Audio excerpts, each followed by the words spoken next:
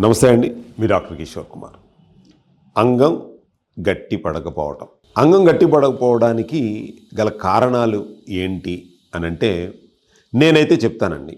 మీరే కేవలం మీ ఆలోచనలతోనే మీరు పాడు చేసుకుంటారు. అది ఒక పెద్ద భూతద్దంలో చూసి గట్టిపడట్లేదు, ఇదివరకు ఒకలాగా ఉంది, ఇప్పుడు ఒకలాగా ఉంది, ఇదివరకు నాకు అలా ఉండేది, ఇప్పుడు అలా లేదు, ఇవన్నీ ఆలోచిస్తున్నారు. అంటే సైకలాజికల్గా మీరు మీకున్నటువంటి చిన్న సమస్యని పెద్ద భూతద్దంలో చూసి పెద్ద సమస్యగా చేసేసుకుంటున్నారు.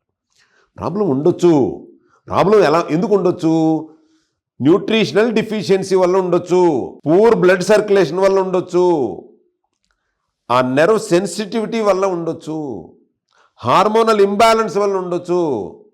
వీటిని అడ్రస్ చేద్దాం రండి. ఆలోచనలతో మీరు చేసేది ఏమీ లేదు.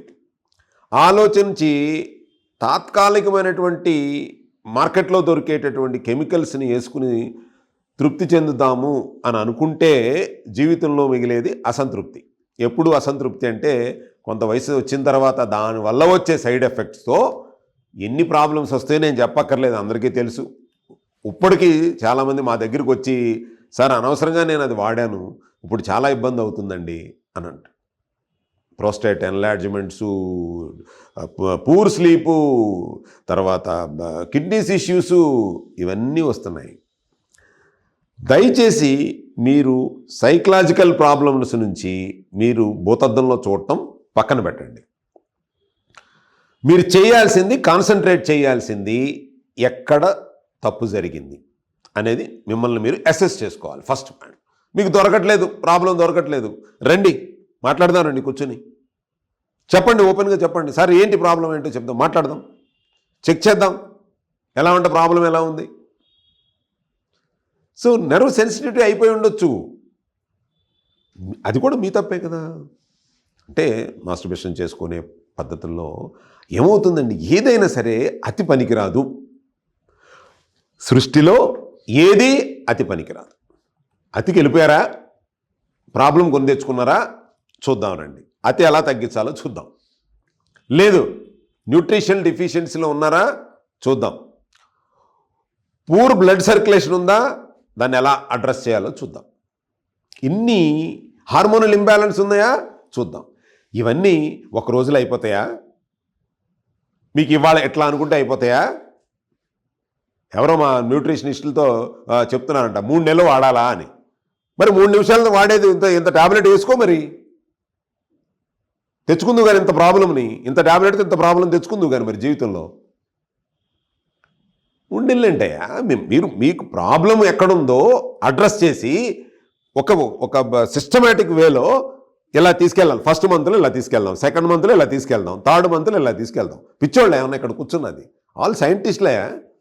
సైంటిఫికల్గా దాన్ని రీసెర్చ్ చేసి ఒక సిస్టమేటిక్గా మీ బాడీలో ఉన్నటువంటి ఇంబ్యాలెన్స్ కలుగుతున్నటువంటి న్యూట్రిషనల్ ఇంబ్యాలెన్స్ని ఎలా బ్యాలెన్స్ చేయాలో ఒక సిస్టమేటిక్ పద్ధతిలో ఒక 3 నెలలుగా దీన్ని డిజైన్ చేసి మీకు ఏం ఫుడ్ తినాలి, ఏ న్యూట్రిషన్ వల్ల ఈ ప్రాబ్లం వచ్చిందని మిమ్మల్ని ఎడ్యుకేట్ చేస్తూ మీకు కన్సల్టెన్సీ ఇచ్చి మీరు ఒక 3 మంత్స్ కోర్సులు పెడితే 3 మంత్స్ వాడాలా అంటే, అలాంటి దయచేసి అలాంటి క్వశ్చన్లు అడగండి. ఇట్లా చిటికలేస్తే మీ ప్రాబ్లం సాల్వ్ అవ్వాలి అనుకుంటే అసలు మా కాలేజ్ చేయొద్దు. మీ ప్రాబ్లంని సహజ సిద్ధంగా తగ్గించుకుందాం. దీన్ని శాశ్వతమైనటువంటి పరిష్కారం కోసం మాకు ఈసారి కావాలంటేనే కాల్ చేయండి. మీ ఇంట్లో మనిషిగా ఎప్పుడూ మీతోనే ఉండి మీకు ఆ ప్రాబ్లం మళ్ళీ అక్కరెన్స్ రాకుండా ఉండాలి అని అంటే మేము ఇక్కడ ఎడ్యుకేట్ చేస్తున్నాం. లేకపోతే మేము కూడా అవే మందులు అమ్ముకునేవాళ్ళంగా. మీకు ఇట్లా అయిన ఉన్నప్పుడు అవే అమ్మేవాళ్ళం. డబ్బులు కావాలో లేకపోతే మీ ఉన్న ప్రాబ్లంని చిటికలో తగ్గించాలి అని అనుకుంటే అవే సజెస్ట్ చేసేవాళ్ళం. మాకెందుకు? మీ ఆరోగ్యం మా బాధ్యత అనే కాన్సెప్ట్లో మీ ఆరోగ్యాన్ని సహజసిద్ధమైనటువంటి న్యూట్రిషన్తో మీ ఆలోచనల్ని ఇంప్రూవ్ చేసి మీ అపోహల్ని పోగొట్టి ఒక అవగాహనని, మీ ఆరోగ్యం మీద ఒక అవగాహనని క్రియేట్ చేసి చేయడానికే మాకు ఈ సమయం కావాలి. ఓకే, సహజ సిద్ధమైనటువంటిది ఆహారం కావాలి. పొమ్మగ్రనేట్ తినండి, లేకపోతే బోడన్ని అవకాడో తినండి. ఇవి చాలామంది ప్రముఖులు చెప్పేదే. అవకాడో ఈజ్ ఇట్ పాసిబుల్ అండి? మనం కొనుక్కుని ఒక సామాన్యుడు రోజువారీ కూలి చేసే పని సెక్సువల్ అదే చేస్తాడండి. 5 స్టార్ 7 స్టార్లో వెళ్ళినోడు వాళ్ళు అదే చేస్తాడు. కుబేర్లు కూడా అదే పని చేస్తారు. బట్ వాళ్ళు తినగలరు, అవకాడో తినగలరు. సహజ సిద్ధంగా మీ బాడీలో హార్మోనల్ ఇంబ్యాలెన్స్ లేకపోతే దానికి కావాల్సిన న్యూట్రిషన్స్, అవకాడో తినండి, లేకపోతే పొమగ్రనేట్ ఒక 2 కిలోలు తినండి, లేకపోతే ఇవి తెచ్చుకున్న డ్రై ఫ్రూట్స్ ఒక 1/2 కిలో తినండి అని చెప్తాం.